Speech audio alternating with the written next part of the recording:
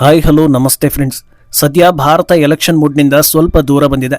ಈ ವರ್ಷದ ಎಲೆಕ್ಷನ್ಗಳಲ್ಲಿ ಅತ್ಯಂತ ದೊಡ್ಡ ಬದಲಾವಣೆಗಳು ನಡೆದು ಎಲ್ಲವೂ ಒಂದು ಹಂತಕ್ಕೆ ಸೆಟಲ್ ಆಗ್ತಾ ಇದ್ದ ಹಾಗೆ ಸದ್ಯ ಹೋರಾಟ ಹಾರಾಟ ದೇಶದ ಕುರಿತಂತೆ ಇತರೆ ವಿಚಾರಗಳತ್ತ ಚಿತ್ತ ನೆಡಲಾಗಿದೆ. ಆದರೆ ಮುಂಬರೋ ಎಲೆಕ್ಷನ್ಗಳ ಕುರಿತಂತೆ ಕುತೂಹಲ ಕೂಡ ಶುರುವಾಗ್ತಾ ಇದೆ.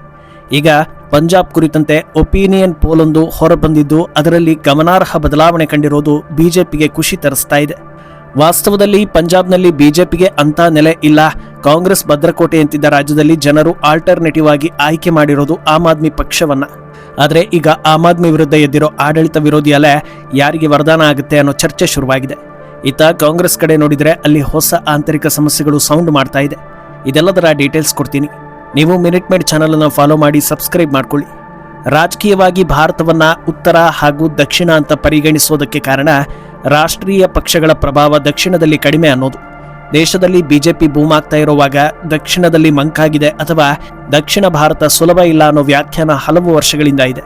ಈ ಬಾರಿ ಬಿಜೆಪಿ ನೆಲೆ ಇಲ್ಲದ 2 ಪ್ರಮುಖ ರಾಜ್ಯಗಳಲ್ಲಿ ಎಲೆಕ್ಷನ್ ನಡೆಯಿತು.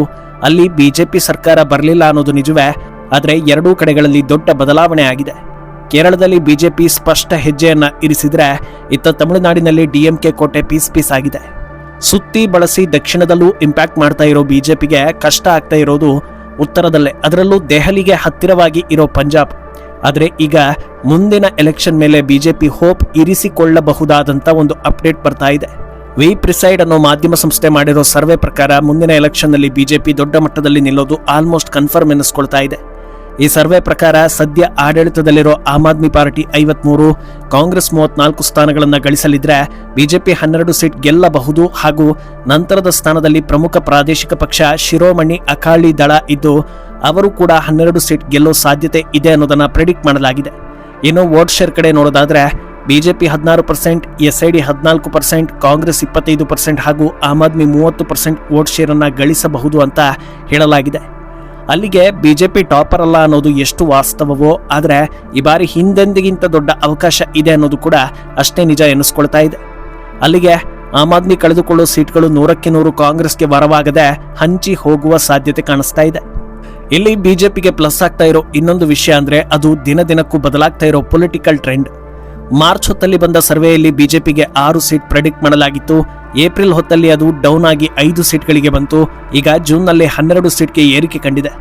ಪ್ರಸ್ತುತ ಬಿಜೆಪಿಗಿಂತ ಮುಂದಿರೋ ಕಾಂಗ್ರೆಸ್ ಹಾಗೂ ಆಮ್ ಆದ್ಮಿಯಲ್ಲಿ ಇಳಿಮುಖದ ಟ್ರೆಂಡ್ ಇದ್ದು ಬಿಜೆಪಿ ಟ್ರೆಂಡ್ ಏರಿಕೆಯಲ್ಲಿದೆ. ಟ್ರೆಂಡ್ ವಿಚಾರದಲ್ಲಿ ಕಳೆದ 30 ದಿನಗಳಲ್ಲಿ ಬಿಜೆಪಿ 44% ಟ್ರೆಂಡ್ ಏರಿಸಿಕೊಂಡು ಟೇಬಲ್ ಟಾಪರ್ ಆಗಿದೆ. ಇನ್ನು ಈ ಲೇಟೆಸ್ಟ್ ಸರ್ವೆ ಬಂದಿರೋದು ಆಡಳಿತದಲ್ಲಿರೋ Aam Aadmi Party cash transfer scheme ಜಾರಿಗೆ ತರೋ ಮುನ್ನ. ಅದರಿಂದ ಮುಂದಿನ ಸರ್ವೆ ಬಂದಾಗ ಇನ್ನೂ ಹೆಚ್ಚಿನ ಕ್ಲಾರಿಟಿ ಸಿಗೋ ಸಾಧ್ಯತೆ ಇದೆ. ಈಗ ಬಿಜೆಪಿ ಮುಂದಿನ ಸ್ಟ್ರಾಟಜಿ ಏನು ಅಂತ ನೋಡೋ ಮುನ್ನ ಆಮ್ ಆದ್ಮಿ ಸ್ಥಿತಿ ಏನಾಗಿದೆ ಅನ್ನೋದನ್ನ ನೋಡಬೇಕಾಗತ್ತೆ. ಪಂಜಾಬ್ ಅಂದ್ರೆ ಅದು ಸಿಖ್ ಧರ್ಮೀಯರು ದೊಡ್ಡ ಮಟ್ಟದಲ್ಲಿರೋ ರಾಜ್ಯ ಅನ್ನೋದು ಗೊತ್ತಿರೋದೆ. ಅದೇ ಕಾರಣಕ್ಕೆ ಯಾವುದೇ ಪಕ್ಷದವರಾದರೂ ಸಿಖ್ ನಾಯಕರನ್ನ ಮುಂದೆ ಬಿಡ್ತಾರೆ.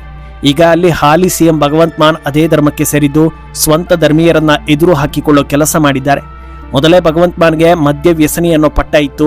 ಅದಕ್ಕೆ ತಕ್ಕಂತೆ ವೈರಲ್ ಆದ ವಿಡಿಯೋ ಒಂದರಲ್ಲಿ ಅವರನ್ನ ಹೋಲುವ ವ್ಯಕ್ತಿಯೊಬ್ಬ ಸಿಖ್ ಗುರುಗಳು ಹಾಗೂ ಜರ್ನೈಲ್ ಸಿಂಗ್ ಭಿಂದ್ರನ್ವಾಲೆ ಚಿತ್ರಕ್ಕೆ ಮದ್ಯವನ್ನ ಚಿಮುಕಿಸುವ ದೃಶ್ಯ ಇತ್ತು. ಇದು ಪಂಜಾಬ್ನಲ್ಲಿ ಸುನಾಮಿ ಎಬ್ಬಿಸಿಬಿಡ್ತು. ಭಗವಂತ್ ಮಾನ್ ಹಾಗೂ ಆಮ್ ಆದ್ಮಿ ಇದು ಫೇಕ್ ವಿಡಿಯೋ, ಎಐ ಜನರೇಟೆಡ್ ಅಂತ ಹೇಳಿದ್ರೆ ಕೆಲ ಫಾರೆನ್ಸಿಕ್ ರಿಪೋರ್ಟ್ಗಳು ಇದು ಎಐ ವಿಡಿಯೋ ಅಲ್ಲ, ಒರಿಜಿನಲ್ ಅನ್ನೋದನ್ನ ಹೇಳಿದ್ವು. ಇದರ ಬೆನ್ನಲ್ಲೇ ಅಕಾಲ್ ತಖ್ತ್ ಭಗವಂತ್ ಮಾನ್ರನ್ನ ಗುರುದ್ರೋಹಿ ಹಾಗೂ ಖಾಲ್ಸಾ ಪಂಥ್ ವಿರೋಧಿ ಅಂತ ಘೋಷಣೆ ಮಾಡಿದೆ. ಇದು ಸಣ್ಣ ಪುಟ್ಟ ವಿಚಾರ ಅಲ್ಲ, ಯಾಕಂದ್ರೆ ಸಿಖ್ ಧರ್ಮದಲ್ಲಿ ಅಕಾಲ್ ತಖ್ತ್ ತುಂಬಾ ದೊಡ್ಡ ರೋಲ್ ಅನ್ನ ಪ್ಲೇ ಮಾಡುತ್ತೆ. ಅವರೇ ಫೈನಲ್ ಅನ್ನೋ ರೀತಿ ಮಹತ್ವವನ್ನ ಹೊಂದಿದೆ. ನೇರವಾಗಿ ಇವರನ್ನೇ ಎದುರು ಹಾಕಿಕೊಂಡಿರೋದು ಆಮ್ ಆದ್ಮಿಗೆ ದೊಡ್ಡ ಹೊಡೆತವನ್ನ ಕೊಡ್ತಾ ಇದೆ. ಅಲ್ಲದೆ ಇದೊಂದು ವಿಚಾರ ಮಾತ್ರವಲ್ಲದೆ ಆಂಟಿ ಸ್ಯಾಕ್ರಲೈಸ್ ಕಾಯ್ದೆ ಜಾರಿ ಕೂಡ ಕಾಂಟ್ರವರ್ಸಿ ಕ್ರಿಯೇಟ್ ಮಾಡಿದೆ. ಸಿಖ್ ಧರ್ಮೀಯರ ಭಾವನೆಗೆ ಧಕ್ಕೆ ತರೋ ಕೆಲಸ ಅಂತ ಬಿಂಬಿತವಾಗಿದೆ. ಇದರ ಜೊತೆಗೆ ಪಂಜಾಬ್ನ ವಿವಿಧ ಸಮಸ್ಯೆಗಳು ಕೂಡ ಆಮ್ ಆದ್ಮಿಗೆ ಮಾರಕವಾಗ್ತಾ ಇದೆ. ಪಂಜಾಬ್ ಅಂದ್ರೆ ಡ್ರಗ್ಸ್ ಅಂತ ಗುರುತಿಸಿರೋ ಮಟ್ಟದಲ್ಲಿ ಈ ಸಮಸ್ಯೆ ದೊಡ್ಡ ಮಟ್ಟಕ್ಕೆ ಹೋಗಿದ್ರು ಅದನ್ನ ಕಂಟ್ರೋಲ್ ಮಾಡೋದ್ರಲ್ಲಿ ಆಮ್ ಆದ್ಮಿ ಪಾರ್ಟಿ ಯಶಸ್ವಿಯಾಗಿಲ್ಲ. ಇದರ ಜೊತೆಗೆ ಮಹಿಳೆಯರ ಸೇಫ್ಟಿ, ಕ್ರೈಮ್ ರೇಟ್, ಗ್ಯಾಂಗ್ ವಾರ್ಗಳು ಇದೆಲ್ಲವನ್ನ ಕಂಟ್ರೋಲ್ ಮಾಡೋದ್ರಲ್ಲಿ ಸರ್ಕಾರ ಹಿಂದೆ ಬಿದ್ದಿದೆ ಅನ್ನೋ ಆರೋಪ ಇದೆ. ಆದರೆ ಇದೆಲ್ಲವನ್ನ ಬಗೆಹರಿಸಿಕೊಳ್ಳೋದಕ್ಕೆ ಆಮ್ ಆದ್ಮಿ ಒಂದು ಅಸ್ತ್ರವನ್ನ ಪ್ರಯೋಗ ಮಾಡಿದೆ. ಅದೇ ಕ್ಯಾಶ್ ಟ್ರಾನ್ಸ್ಫರ್. ಮವಾನ್ ದಿಯಾನ್ ಸತ್ಕಾರ್ ಯೋಜನಾ ಅಡಿಯಲ್ಲಿ ಬರೋಬ್ಬರಿ 36 ಲಕ್ಷ ಮಹಿಳೆಯರಿಗೆ ಮಾಸಿಕ 1,000 ಹಾಗೂ SC/ST ಮಹಿಳೆಯರಿಗೆ ಮಾಸಿಕ 1,500 ಟ್ರಾನ್ಸ್ಫರ್ ಮಾಡೋ ಮೂಲಕ ಗೇಮ್ ಚೇಂಜರ್ ಅಸ್ತ್ರ ಪ್ರಯೋಗಿಸಿದ್ದೀವಿ ಅಂತ ಪರಿಗಣಿಸಿಕೊಂಡಿದ್ದಾರೆ. ಆದರೆ ಇದು 100% ಗೇಮ್ ಚೇಂಜರ್ ಆಗುತ್ತಾ ಅನ್ನೋದನ್ನ ಒಪ್ಪೋದಕ್ಕೆ ಸಾಧ್ಯವಿಲ್ಲ. ಯಾಕಂದ್ರೆ ಹಲವು ರಾಜ್ಯಗಳಲ್ಲಿ ಈ ರೀತಿ ಕ್ಯಾಶ್ ಟ್ರಾನ್ಸ್ಫರ್ ರಾತ್ರಿ ಬೆಳಗಾಗೋದ್ರ ಒಳಗೆ ಆಡಳಿತ ವಿರೋಧಿ ಅಲೆ ತಗ್ಗಿಸಿದೆ ಅನ್ನೋದನ್ನ ಆಪ್ ನಂಬಿಕೊಂಡಿದೆ.